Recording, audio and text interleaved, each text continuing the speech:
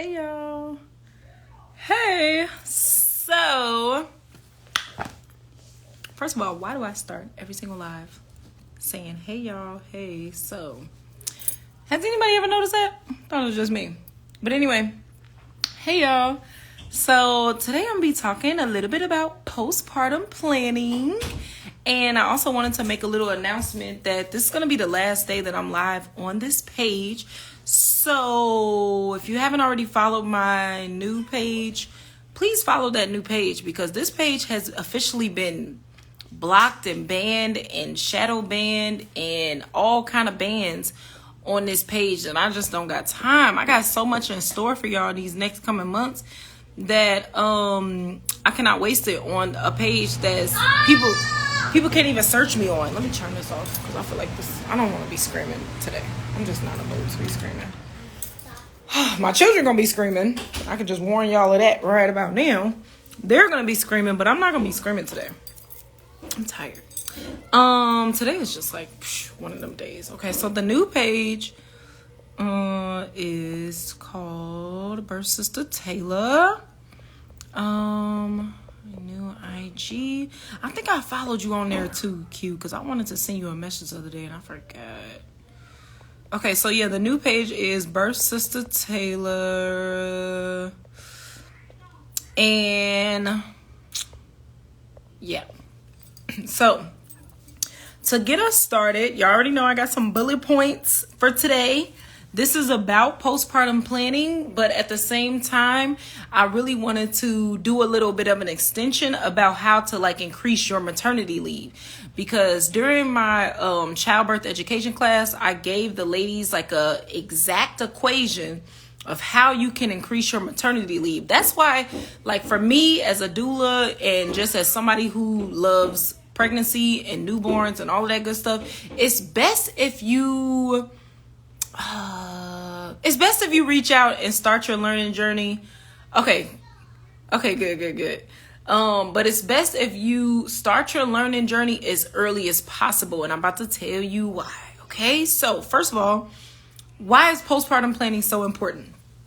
Because once it starts, it don't never stop. That's the real. But literally, once you're in it, you have your baby spontaneously. There's no exact date. Nobody can tell you an exact date unless you have a planned cesarean, which obviously, if you on my page, I'm hoping that's not the case for you. But unless you have a cesarean that's already planned out, then okay, yeah, you know the date your baby gonna be here. But birth is spontaneous. We don't know exactly when our babies are gonna be born.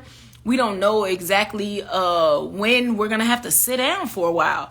Because I also did that post about how long moms are actually breastfeeding every single day. I pulled out the calculator. I did the math. There's no disputing it, because I did an average of 30 minutes every single feeding. Usually babies, especially newborns, they're feeding for a lot longer than that because their jaws just get tired. They'll doze off. Then they'll wake back up hold on, I ain't finished. If you try to take them off too early. So on average, yes, it's about 30 minutes per feeding, but that's also every 2 hours. Yes, Q, around the clock. You think you're about to go to sleep at night? You're about to go to sleep for 2 hours and then wake up and feed. And then you're going to go to sleep again for 2 hours and then wake up and feed. And then in 2 hours, it's all day around the clock. So it came out to about 6 hours a day moms are breastfeeding in their early postpartum months. Now, once baby starts crawling, walking, getting distracted with foods and things like that, obviously that breastfeeding time goes down. But in the beginning, no, there's no denying that. That's 6 hours minimum a day. So that you're going to be sitting down, because it's kind of hard to be up and doing stuff. I used to kind of make it work with Jaylani, but I don't recommend that. Honestly, my postpartum with both of my babies is the reason why I go so hard for postpartum moms. Literally. I didn't like it. I did it because I thought I was doing the right thing. I thought it was going to save my relationship. It did not save my relationship, for number one. And it caused me all kind of problems for number two. There's so many things that we could avoid. Okay. So that's why postpartum planning is so important, because it's spontaneous. You don't know exactly when it's going to start. Hey, thanks for joining.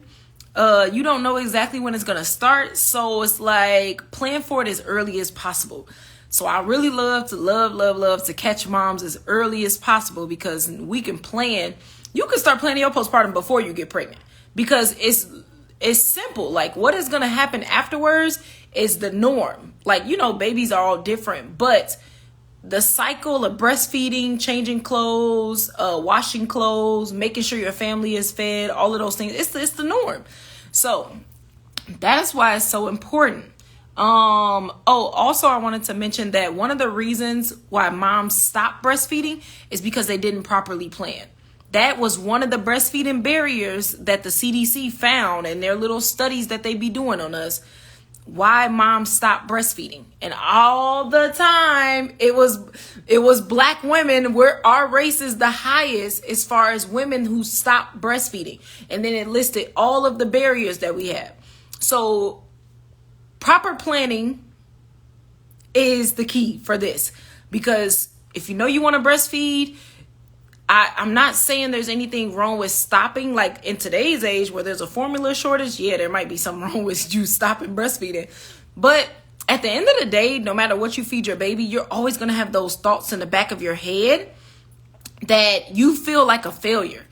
And like, that's just something I don't say to like people individually, like, oh, you're going to have those thoughts, but that's just what it is. Like, I know moms who feel like, man, I shouldn't have gave up when I did. I feel like I could have kept going, but I just didn't have the support, so I gave up. Yeah, Q, that's really sad for me, because it's like, dang, like, yeah, it was a lot of different barriers. Lack of support is one of the biggest things, though. So, it's a breastfeeding barrier if you don't plan ahead of time. Mom's hormones. Okay, so that's another reason why planning your postpartum is really important, because the hormonal changes that you're going to go through, how you're feeling, that's something you can't plan for. So for us as moms, especially as new moms, we feel better when we're have a sense of, I don't want to say control, but what is the other word that I'm looking for? Like something we can rely on, or what is the word? Normalcy or something. Like when something feels routine, when something feels normal, because a lot of things are changing postpartum. So when you have those one or two things that stay the same, it makes us feel more secure. Okay, I hope that made sense, because I can't think of the word that I'm looking for right now. But yes, like something that is staying the same, basically, like something that is normal for us, and we know every single day this is going to happen for me. Because with your hormones and how you're going to be feeling with having a new baby, those are all things we can't foresee. But the little things we can foresee, like laundry, grocery shopping, washing clothes, going shopping, consistency. Yes, thank you. Something needs to be consistent in that mom's life for her to just feel safe. Like that makes us feel safe as new moms when something is consistent. So planning beforehand will give you that consistency that you need in those certain areas that we can control, because it's going to be a lot of stuff going on that's outside of your control. Another reason why planning your postpartum is so important is because baby is also adjusting. So just like moms are adjusting to the new life as a mom, babies are adjusting to this whole new world. Like that song on Aladdin, it's a whole new world for babies. Like, picture being held for 9 months straight. Picture being cuddled for 9 months straight. You never had to get up and use the bathroom. You never had to get up and go to the refrigerator, get you something to eat. You never had to cook a meal. You never had to, you never even had to really stretch out. You never had to do anything except just be held and cuddled for 9 months straight. All into coming outside when people loud, it's bright. You get to stretch your arms, which is why they have like those swaddlers for babies to keep them like feeling still tight and secure. You get to stretch your arms, and a lot of babies have that reflex. Let me see if I can show you. Have that reflex where they'll do this like and jump, kind of like, oh, like what was that? Like I think it's called the falling reflex. They're just not used to their arms even being able to do that. So they're getting used to this outside world. A lot of people just think like, oh, man, I don't know. They just be kind of just throwing their babies out here like you should just get used to it. But that's just not the reality for your newborn. And for you to spend that much time cuddle with your mom, to your mom having to go back to work in 6 weeks. That's why this one is mostly about how to lengthen your maternity leave.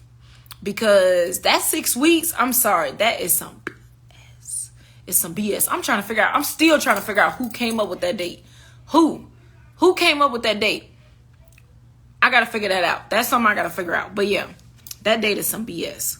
Okay, so then my next little point that I wanted to make is, what do I need to plan then, Tayla? Since planning is so important, what do I need to plan? Okay, so for this one, it's all about what you're going to be able to delegate. So what I usually have my moms do is to, on one side of a sheet of paper, write down a list of people that you can count on. Now, look, if you're anything like me, that's not that many people.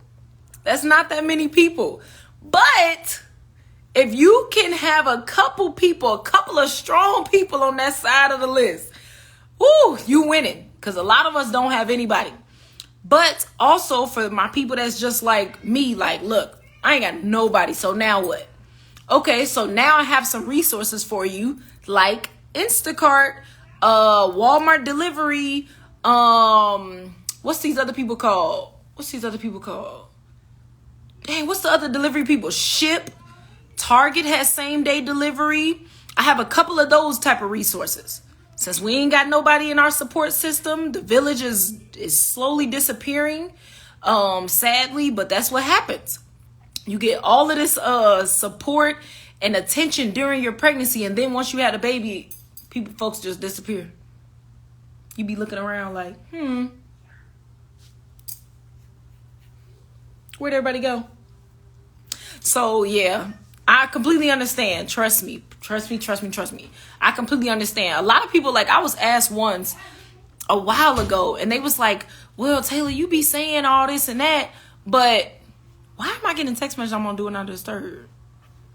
Anyway, they be like, Tayla, you be saying all this and that, but moms, that sound like a luxury. Moms can't do that. Bruh, that's why I be saying all that.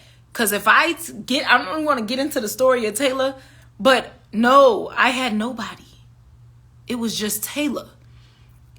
And I'm not going to bash nobody on this live. I'll do that somewhere else. But it was just Tayla. And I still made that choice. It's all about making choices. I still made that choice, and I somehow found a way. So I'm sure that with my help, because I'm willing to help. If nobody else is, I'm willing to help. Like, I'm always down for the DM conversations. I have free consultations, which actually I'm moving up right now from 30 minutes to an hour, because I just feel like that 30 minutes just be like not enough. So yeah, I have free consultations.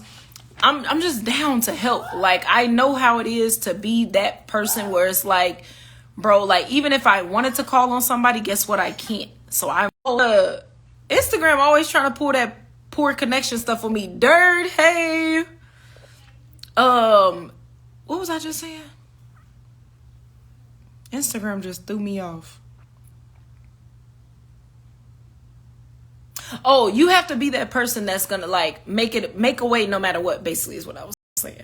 And we do that for our jobs, because think about it. You going to work, and I actually did the math with a mom, right? She's completely on her own, right? So I'm like, okay, cool. We finna write out your bills. We finna write out all these things. Daycare costs money. Groceries cost money. Washing your clothes costs money. And I'm the best when it comes to writing out your bills. Like, I'm gonna count everything from gas money. I know exactly how much it costs for me to drive 80 miles. Why do I know that? I have no idea. But my mind is always in numbers for some reason. So I'm about to list out every single thing. Now let's list how much is your job finna pay you. It comes to a point, especially in this day and age, where we be going to work just to make enough to live and send our babies to daycare. Like, bruh, daycares are expensive. So it's like, now you're doing all of these things just to make sure you keep a job. But if you could be that dedicated to being like, I'm finna get this time to my baby. I'm just saying. So, okay. Delegation is the key when planning. So I have them write down a list on one side of your support people. If you have no support people, then okay, let's utilize the resources that are out here that we actually have to pay for: Instacart, Target delivery, Ship, the other people that I listed. Okay, so if you need some resources, just hit me up, because I can't think of them right now, but I have them written down. And then on the other side of the paper, I want you to start writing down all of the tasks that are exclusive to you. So you have to do these. It's your laundry, it's your grocery shopping, it's your whatever, like getting your oil changed, like whatever is on your plate. Like basically start off with whatever you did that day. Okay, now what all did you get done this week? Now what all did you get done this month? Let's make sure we're not forgetting anything. So write down all your list of what you have to do. Now, what does that mom in particular, because nobody's the same, what does that mom in particular feel comfortable with delegating to one of those sources on the other side? Now we finna connect the dots. So yeah, my mom can do my laundry. I don't mind her doing my laundry. Or yeah, my brother can... Jelani, go beat him up. I don't mind. Yes, my brother can watch the baby while I go do X, Y, and Z. Actually, my brother can take my car in for the maintenance that it be needed. So we're going to connect the dots basically on those two sides of the list. That's how we plan these things out. Then after you do that, guess what? You got to ask permission. So now there's a conversation that needs to be had with those people you wrote as your support people. You have to actually write them down and have a conversation like, hey, you know, I'm about to have my baby soon. Would you be okay with going to the grocery store for me like once a month? Once a month, maybe twice a month. Would that be okay? Okay, great. What days work best for you? So I can put you on a schedule, and then I'll make sure I have a list for you, the money, whatever, you know, you're going to need. Let's plan these things out to the T. That way people already know what to expect, and it's not just coming out of the blue sky for them. Like you call them like, hey, can you do my laundry? Bruh, I got other stuff going on. You know, we also want to be mindful of other people's lives. So what day works best for you? Okay, cool. I'm going to put you on the schedule for those 2 days. And then I'll just remind you like a week in advance, couple days in advance, whatever you need. Okay, so that is planning it out. Now let's talk about extending our maternity leave. This is the equation that I gave during my childbirth education class. Okay, so you want to write this down. How to extend your maternity leave. You're going to take your monthly expenses. I don't want to say monthly bills because then some people just think light bill, rent, phone bill, blah, blah, blah. No, your monthly expenses. For me, if I had my notebook right here, I have everything from subscriptions, you know, my bills and subscriptions, to even just the things that I want. So I want to pay my son $10 a week for allowance. So I have that. I have Bear on that list, like Bear, $40 monthly. Bam. Then I have how much I spend in milk, because I buy my milk outside of the store. So I have my milk. I used to have my nails. I got my nails done, but all of those things, okay, your lifestyle, your expenses should be on that list. Add it all up. Add it all up. Now you're going to take those monthly expenses and times it by, multiply it by, how long do you want your maternity leave to be? So, okay, bam, if my monthly is looking like $2,000 a month for all my expenses, everything, gas, everything, bills, lifestyle, clothes, everything, whatever you know you do monthly, put it on there on the monthly. Now I'm going to multiply that $2,000 by how long I want to be on maternity leave. So $2,000 times 9 months, which... do I want to do 9 months? Yeah, I want to do $2,000 times 9 months. Okay, then you're going to take that amount and divide it by how many times you'll get paid up until you have your baby. So we don't know exact date, but you know exactly when you want to stop working, or you're going on maternity leave, or just an estimate of how many times you'll get paid from right now, this day, until then. Like one of my old jobs, I was a server and I was addicted to tattoos. I literally had an envelope for bills, savings, and tattoos. So what I would do every single day when I came home from serving, I had the cash in my hand, I was separated into these 3 envelopes. So what you're going to do is have an envelope for your maternity leave. Every single time you get paid, you're going to take that amount from that equation and put it in there. So let's say you got monthly bills, multiplied how long you want your maternity leave by, divided by how many pay periods you have until you go on maternity leave. So let's say that is, just making up a number. I haven't done an actual problem here, but just making up a number. Maybe that is $60 every single time you get paid. Maybe you get paid weekly. Maybe you get paid every day. Well, however many times you get paid until you go on your maternity leave. So let's say there's $60. You're going to put that $60 every time you get paid into that envelope. So now when you take off work and you let them know when I'm coming back, maybe you're not going back to that job in particular. Maybe you're going to find another job after your 9 months. But you know I can take care of myself for 9 months just because I started saving and started planning during my pregnancy. I'm telling y'all, that is why it is so important to start those things early, not in your 3rd trimester. Preferably not even in your 2nd trimester. Start in your 1st. And I definitely would recommend that you start taking my class in your 1st because it literally walks you through everything from your nutrition. Well, first we start at the birth planning. Birth planning, nutrition, labor positions, breathing techniques, all of those things leading up to postpartum planning, everything. I want you guys to start it as soon as possible so that way if any barriers do come up, it's so easy to pivot. It's so easy to pivot at that point. Okay, so yes, that is all I have for you guys today. I'm going to make sure I save this video because all of these videos, once this page comes down, will be only on my YouTube channel. And starting tomorrow, I'll only be going live from the new page. So see y'all tomorrow.